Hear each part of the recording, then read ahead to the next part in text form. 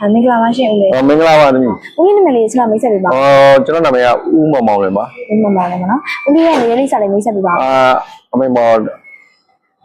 16ခုနှစ်ခုံတောင်18ရက်ကွက်ဟုတ်ကဲ့ပါရှင်ဦးလေးက workshop ဒီနေ့ TV workshop ပေါ့နော်ဘယ်လိုဖြစ်ပြီးတော့ရောက်လာခဲ့ရလဲရှင်ဦးကအဲ့မှာကားပဲဗျာကားဟိုနေမော်ဂီယာက drive parking မဲရတယ်နောက်တစ်ခါဟိုနေမော်နော်ကျွန်တော်တို့ဟိုဗါလဲ normal ပေါ့နော် normal ပဲရတယ် parking နဲ့ normal ပဲရတယ် bed နဲ့ drive နဲ့လုံးဝမရဘူးပေါ့ဂီယာထိုးလို့မရဘူးပေါ့နော်ဂီယာမဝင်ဘူးပေါ့နော်ဝင်တော့အဲ့ဒါကိုအဲ့လိုဖြစ်သွားတော့ဘာလို့ပြင်ရမှမသိဘူးပေါ့နော်အဲ့လိုဖြစ်နေအခုလိုမျိုးပေါ့နော်အဲ့လိုကားပေါ့ရှေ့ရောနောက်ကိုတောင်းလို့မရဘူးပေါ့နော်ဘယ်လိုတောင်းလို့မရတဲ့အချိန်မှာပေါ့နေ TV ကိုဘယ်လိုတည်ပြီးတော့ရေးချက်ခဲ့တာအခုဆိုတော့ဦးအလုတ်ကမင်းဒီစေကဘာဥယျာဉ်ထဲမှာဦးအလုတ်လုပ်တယ်ဒါဥယျာဉ်မျိုးတော်ထဲမှာပေါ့နော်ဦးအလုတ်တော့အဲ့အလုတ်မှာလို့တော့တနေ့အဲ့မှာဦးကအဲ့ဒီကားပြက်နေတော့တခြားကားနဲ့လာတော့ပေါ့အဲ့ကားကိုခဏအိမ်မှာထားရတာပေါ့နော်ထားလာပြီးတော့မောင်းရှိပေးနေမလိမ့်တော့နောက်ပေးလည်းမလိမ့်လို့မရတော့ဘာမှလုပ်လို့မရတော့ပြန်ထားပြီးတော့အဲ့စုံစမ်းတာပေါ့နော်အဲ့စုံစမ်းတဲ့ချိန်မှာအဲ့ဒီမေလာလိုမျိုးတဲ့အဲ့ဒီစေကွာဥယျာဉ်ဖတ်ပေါက်ပေါ့တေဇလန်းထိတ်မှာဆိုင်းဘုတ်လေးတွေ့တယ် EB ပြင်စီဆိုပြီးတော့အဲ့ဖုန်းနံပါတ်ပေါ့ရှေ့ရတယ်190နဲ့ပိတ်တဲ့ဖုန်းနံပါတ်ပေါ့နော်ဟိုခန့်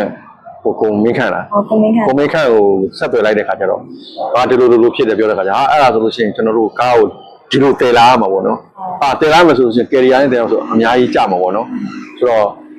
့ကျွန်တော်ကားနဲ့ကျွန်တော်မှတော့ကားတစ်စီးရှိတယ်ပေါ့အဲ့ကားနဲ့ကျွန်တော်ကြိုပေးမယ်ကြိုဖို့လုပ်ပေးမယ်နော်ကြိုဖို့လုပ်ပေးမယ်တော့ကြိုဖို့လုပ်ပြီးတော့အခုလာပေးနိုင်မလားဆိုတော့အဲ့ဒါဆိုကျွန်တော်ပြန်ပေးပါမယ်ဆိုတော့ပြန်ပြောတယ်ဒါပေမဲ့အမမေးလိုက်တဲ့ခါကျတော့ကြိုဖို့လုပ်ပေးမယ်ဆိုတော့တာဝန်ခံကိုမေးလိုက်တော့တာဝန်ခံလာပေးနိုင်တယ်ပေါ့နော်ဒါပေမဲ့လောလောဆယ်မှာတော့ကျွန်တော်လာလို့မရသေးကျွန်တော်လည်းမအားဘူးပေါ့နော်ကျွန်တော်ကိုယ်နဲ့လာခေါ်တဲ့နေ့ဘယ်နေ့ရက်ချိန်ပြန်ဆိုတော့နောက်ဒီနေ့အဲ့နေ့ကျတော့ကျွန်တော်ဖုန်းဆက်တဲ့နေ့မှာကျတော့သူကတခြားလုပ်ငန်းကိုအပြင်ကိုထွက်နေတယ်ပေါ့နော်သူတို့ဒီပညာရှင်နဲ့သူတို့ကတခြားနေရာမှာအလုပ်လုပ်နေတော့မရသေးဘူးပေါ့နော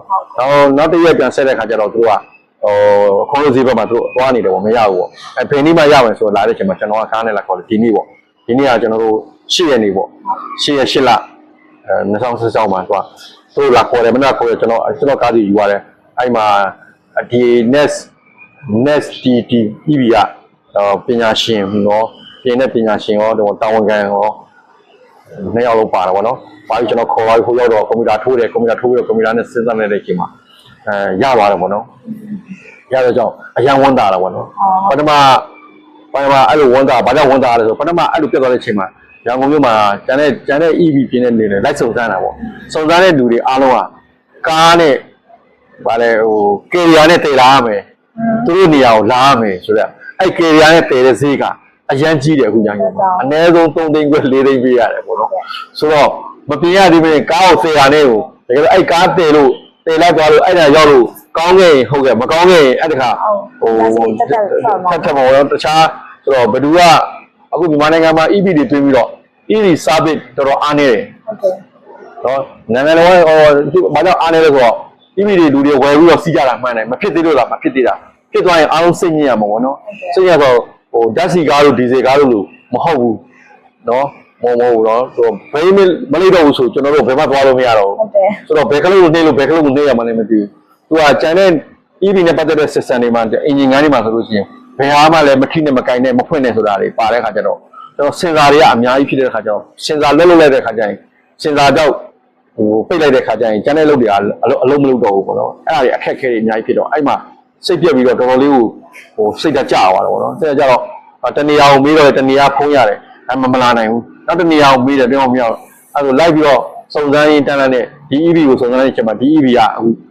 ဒီလိုဆောင်ရွက်ပေးနိုင်ပါတယ်ဆိုတော့ပြောတာပေါ့နော်စောင့်ပင်လာလာပြီးတော့အခုလူကိုယ်တိုင်ခေါ်ပြီးလူကိုယ်တိုင်ပြင်တဲ့အချိန်မှာအခုလောဆယ်တော့ကားရွှေ့လို့ရပါပြီရွှေ့တော့သူတို့စားပြီးပြင်တဲ့ဒီ next TV EB ပြင်တဲ့နေရာကိုကျွန်တော်ကားကိုမောင်းလာပြီးပြီပေါ့နော်မောင်းလာပြီးတော့ကျွန်တော်တို့အခုအဲ့ဒီကားကိုကျန်တဲ့အပိုင်းတွေမှာ SOS စစ်ဖို့ကိစ္စတွေအားလုံးဘာကြောင့်ဖြစ်ရလဲဆိုတော့အားလုံးလိုအပ်ချက်များကိုစစ်ဖို့အတွက်ကိုကျွန်တော်ဒီမှာဆောင်ရွက်နေတာပေါ့ဟုတ်ကဲ့ပါရှင်ဆောင်ရွက်နေတဲ့ကြောင့်ဒီ EU ကိုလည်းကျေးဇူးတင်တယ်ပေါ့နော်အဲတော့လောလောဆယ်ကျွန်တော် EU ပြင်တဲ့အချိန်မှာထိုင်းပညာရှင်ထိုင်းကလာတဲ့နိုင်ငံသားပညာရှင်မှာပါတဲ့အတွက်ကြောင့်နိုင်ငံသားပညာရှိတဲ့အချိန်မှာကျွန်တော်တို့ကလောက်ရတဲ့အတွက်ကြောင့်အရန်ဝန်တာပေါ့နော်ဘာလို့သူကတကယ်ပေါ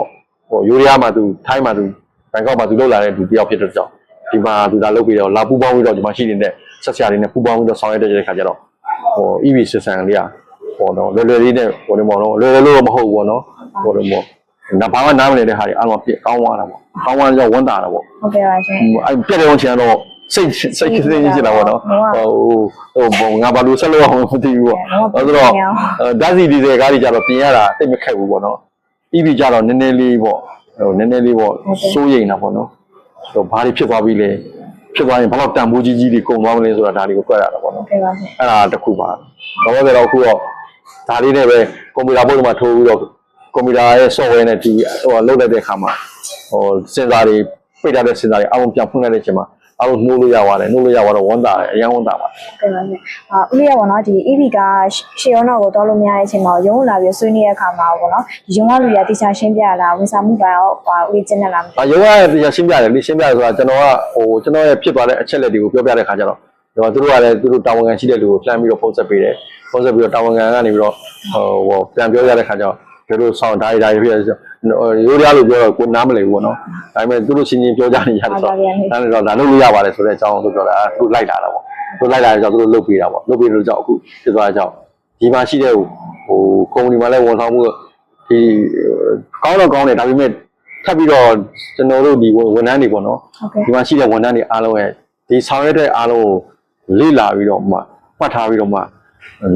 နောက်ကလည်းလာရင်လည်းဟိုနော်ဒီလုံနေရမယ့်အလုပ်တွေနဲ့လုပ်ရမယ့်အလုပ်တွေကို